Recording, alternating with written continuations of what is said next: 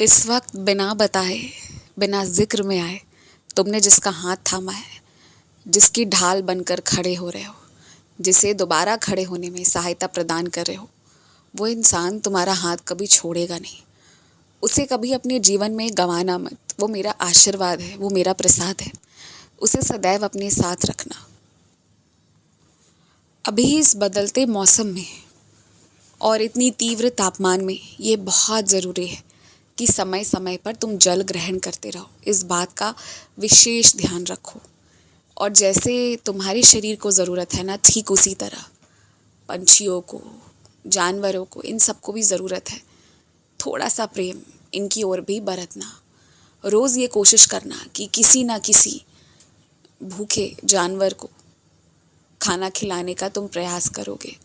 तुम अपने तरफ से 2 रोटी बनाकर अलग से बाहर रखाओ, सड़क पर किनारे, किसी ऐसी जगह पर जहाँ किसी और को असुविधा भी ना हो।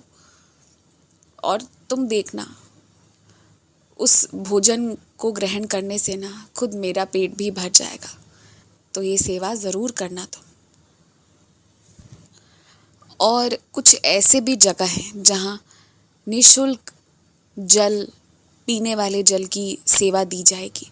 उन जगहों पर ना वो लोग उम्मीद करेंगे कि तुम अपनी तरफ से कुछ सहायता प्रदान करो, तो तुम उन्हें सहायता प्रदान करने जाना। ये बहुत बड़ी सेवा है।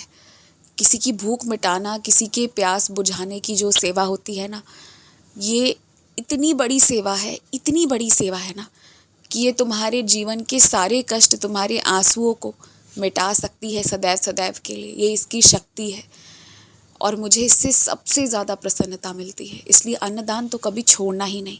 और साथ ही साथ जब मैं सेवा की बात कर रहा हूँ तो मैं हमेशा आर्थिक सेवा की बात नहीं कर रहा होता। कभी कभी शारीरिक तौर पर भी सेवा देना पड़ता है, और वो सेवा तुम ज़रूर देना। तुम्हारा जो प्रयास रहता है ना कि सबको लेकर चलने का, मैं तुमसे यही कहूँगा कि उतने सर्वश्रेष्ठ बनने के लिए ना थोड़ा सा एकांत में जाओ। थोड़ा सा अपने जो भी फैसले तुम ले रहे हो ना, उस पर चिंतन करके लो, जिसमें अधिकतर लोगों की सुविधा हो और वो सही हो, वैसा फैसला लेना शुरू करो। फिर सब तुम्हारे साथ तुम्हारी धुन में चलेंगे, और तुम्हारी जो धुन है ना, वो श्री कृष्ण की धुन में चलेगी। तो सदैव तुम उनकी कृपा छत्र छाया में रहोगे।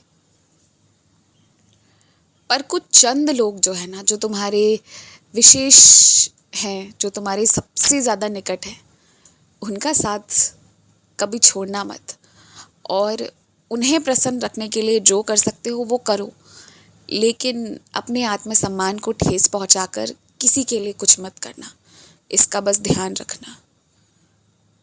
और तुम जो भी खाने का सामान पूरे हफ्ते के लिए लाते हो, खासकर तला छना भुना हुआ, उसे 1 से 2 दिन में खाकर ख़त्म मत करो। देखो, तुम चाहोगे तो मैं और तुम्हारे लिए प्रबंध करवा सकता हूँ कि आ जाए, लेकिन बात यहाँ ना तुम्हारे स्वास्थ्य की है, और मैं चाहता हूँ कि अपने स्वास्थ्य के प्रति तुम बहुत ज़्यादा ही संभल जाओ। खुश रहो।